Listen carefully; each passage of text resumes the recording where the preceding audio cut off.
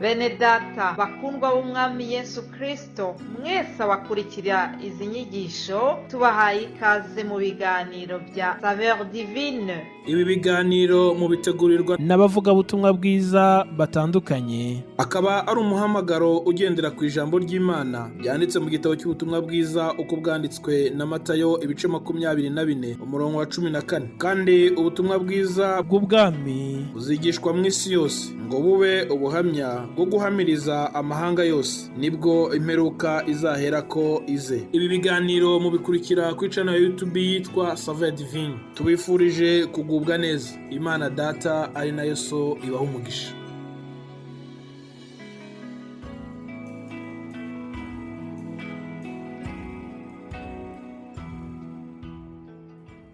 Yesu ashimwe bakundwa nshuti z'umusaraba, bene data mwese abakurikira ibi biganiro bya Saveur Divine.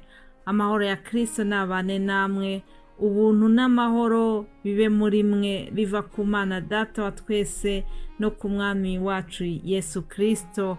Haleluya. Nishimiye gutangira iki cyumweru kindi turi kumwe. Ndizera yuko Imana yabarinze aho muri hose, nanjye kandi ubavugisha ndayishimira kuko yabanye nanjye. Nabonye ubutabazi bw'Imana, nabonye igendana nanjye mu bikomeye no mu byoroheje. Mufashe dushime izina ryayo. Uwiteka umwami wacu ashimwe, ashyirwe hejuru. Ni Imana nziza, ni Imana itabura guseruka. Haleluya. Nimureke dushyire hejuru izina rye. Reka dutangire iki cyumweru cyacu kwatura aya magambo meza tubona muri Zaburi ya 23. Ni Zaburi ya Dawidi. Ubwo ubwe yaratuye arahamya, aravuga ati Uwiteka niwe mwungeri wanjye sinzakena. Andyamisha mu cyanya cy'ubwatsi bubisi, anjyana iruhande rw'amazi adasuma, asubiza intege mu bugingo bwanjye, anyobora inzira yo gukiranuka kubw'izina rye. Ngo naho nanyura mu gikombe cy'igicucu cy'urupfu, sinzatinya ikibi cyose kuko ndi kumwe nawe. Inshyimbo yawe n'inkoni yawe nibyo bimpumuriza. Untunganiriza ameza mu maso y'abanzi banjye, unsize amavuta mu mutwe, igikombe cyanjye kirasesekara. Nukuri kugirirwa neza n'imbabazi bizanyomaho iminsi yose nkiriho, nanjye nzaba mu nzu y'Uwiteka iteka ryose. Haleluya. Icyama wowe nanjye aya magambo tukayafata mu mutwe, tukajya tuyiyaturiraho buri munsi, tukajya dutangira icyumweru cyacu twatura amagambo nk'aya ngaya. Aya ni amagambo y'ubuzima, aya ni amagambo yuzuyemo ukwizera, aya ni amagambo yuzuyemo ibyiringiro tuba dufite ku Mana yacu. Dawidi rero yarafite ibyiringiro, yarafite ukwizera kwinshi, aratura aravuga ati Uwiteka niwe mwungeri wanjye. Ubwo Uwiteka ari we mwungeri wanjye, ubwo ari we undagiye, byanze bikunze ntacyo nzakena. Wowe unyumva ndakwifuriza kugira ngo Uwiteka akubere umwami n'umukiza w'ubugingo bwawe. Mbese waba waramwemeye, waba waremeye ko Uwiteka aba ari we uyobora ubugingo bwawe? Ndakwifuriza kugira ngo Uwiteka agende ategeka ibyawe byose, aba ari we uyobora ubugingo bwawe, aba ari we ugenderana nawe, aba ari we utegeka umutima wawe wose. Nibigenda gutyo byanze bikunze ntacyo uzamuburana. Dawidi rero aratura aravuga ati Uwiteka niwe mwungeri wanjye. Hanyuma avuga ukuntu ajya asubiza intege mu bugingo bwe.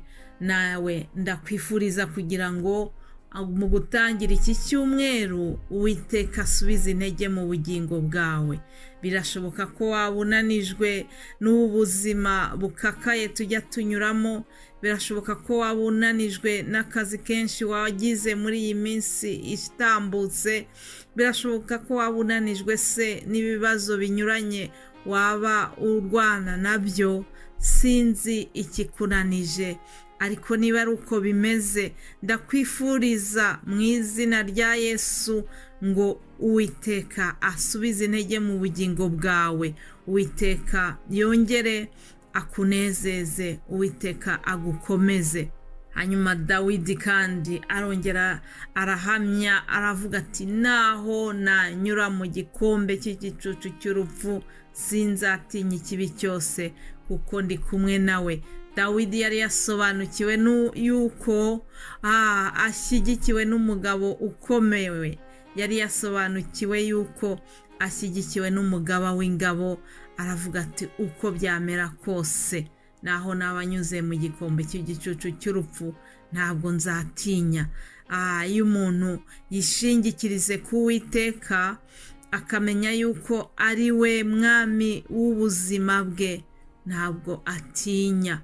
Bene data, twagiye tugira ibikombe by'igicucu cy'urupfu mu myaka yashize, ubwo icyorezo cya COVID cyari cyateye. Twajyaga dusohoka, wagenda wabona abantu bose bafite udupfukamunwa, wabona ukuntu n'abapolisi batubuza kwegerana. Ntabwo twari tukemerewe kwicara hariya muri za jardin publique, ahantu hose, yewe no muri magaze twagombaga kugenda twihuta kugira ngo tudatindayo. Byari bibujijwe ko ahantu hateranira abantu benshi igihe kinini. Ibyo byose kwari kugira ngo birinde ikintu cyatuma banduzanya, twirinde ikintu cyatuma habaho kwandura iyo ndwara. Ni ukuvuga ngo umuntu yarasohokaga akabona ibintu biteye ubwoba, umuntu yarasohokaga akumva yuko ari kugendera mu gikombe cy'igicucu cy'urupfu. Hari ubwoba bwinshi bwo kwicwa n'iyo ndwara, ariko ndashima Imana yuko no muri biriya bihe yabanye natwe. Imana yagendanye natwe, Imana yaraturinze, n'uyu munsi iracyaturinze. Rero mufashe tuzamure icyubahiro cy'Imana, twongere tuyishimire. Dawidi arangiza iyi zaburi avuga ngo ni ukuri kugirirwa neza n'imbabazi bizanyomaho iminsi yose nkiriho. Haleluya! Nanjye ndavuga ngo ni ukuri kugirirwa neza n'imbabazi z'Imana z'Uwiteka bizakomaho, bizanyomaho, bizatwomaho twese iminsi yose tukiriho. Nitwishingikiriza ku Uwiteka tuzabona kugirirwa neza kwe, nitwishingikiriza ku Uwiteka tuzabona imbabazi ze. Ngibyo ibyo nkwifurije mu gutangira kino cyumweru. Ndakwifuriza kugira ngo ugubwe neza, aya magambo uyiyaturireho abe ubuzima bwawe. Ijambo ry'Imana rirarema, akanwa kacu kararema. Ibyo twatuje akanwa kacu bitubaho byanze bikunze. Reka rero twiyaturireho ibi byiza, ibyo Dawidi yavuze muri iyi zaburi. Ndakwifuriza kugira ngo bikubere uko ubyizeye. Niko Yesu yajyaga abwira abantu, akababwira ati niba wizeye gukira, niba ushaka gukira, bikubere uko wizeye. Nawe ndakwifuriza ngo aya magambo tumaze gusoma muri iyi zaburi akubere uko wizeye. Haleluya, haleluya. Kwari kugira ngo dufungure icyumweru cyacu kuri iyi zaburi. Ariko mu by'ukuri muri iki cyumweru ntabwo ari ibyo tuzaganira. Tuzareba amasezerano, amwe mu masezerano y'Imana tubona mu gitabo twahawe Bibiliya, ariyo rwo urwandiko Imana yatwandikiye. Njya mvuga ni Bibiliya ni nk'urwandiko rw'urukundo Imana yatwoherereje. Iyo umuntu afite urwandiko rw'umukunzi, hari igihe kera twajyaga tubona izo nzandiko mu gihe ibingibi by'ikoranabuhanga bitaraza. Inzandiko z'abakunzi bacu twazibonaga zanditse ku mpapuro zikaza mu iposita. Hakabaho igihe urwandiko rw'umukunzi rugushimisha ukarusoma rimwe, ariko ukarushyira ahantu ukajya usubira kongera kurusoma kugira ngo wumve amagambo meza yakubwiye. Natwe Imana yacu yatwandikiye urwandiko rw'urukundo ruhoraho rwuzuyemo amakuru menshi cyane, ariryo jambo ryayo. Reka tuzarebe rero amasezerano meza ari muri uru rwandiko Imana yatwandikiye. Tuzabona ukuntu Imana yadusezeranyije kubana natwe, idusezeranya kuturinda, idusezeranya kuduha imbaraga, idusezeranya n'ibindi byinshi tuzabona muri iyi minsi. Imana iguha umugisha wowe witeguye kumva bino biganiro. Imana iguha umugisha wowe wumva ijambo ry'Imana kandi ukarigenderamo. Ni byiza yuko tugendera mu byo iri jambo ritwigisha. Mbifurije rero kugira icyumweru cyiza, mbifurije kugira amahoro y'Imana atangwa na Yesu Kristo.